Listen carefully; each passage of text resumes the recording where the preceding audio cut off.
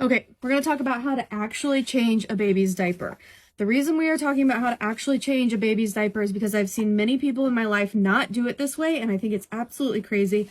It means that other people are not doing this way, which means other people don't know about this, and you need to know about this. So, when you are changing a poopy diaper, now this is only, I don't care how you change a pee-pee diaper, but a poopy diaper, this is how you do this, okay?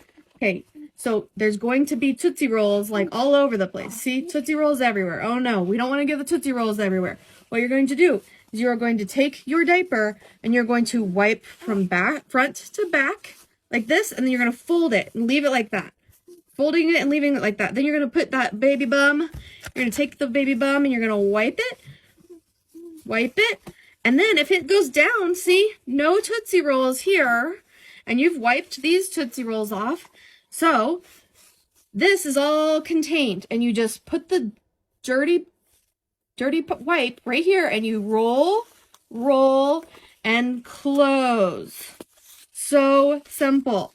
And then you just slide the next one right under here, open it up, close it, there we go. So many people I have seen take off a Tootsie Roll diaper and just sort of like slide it over here. When that happens, your baby's foot just gets right in it, your baby's hand gets in it, the little Velcro gets stuck, and it goes everywhere, Tootsie Rolls everywhere. That's not what we want.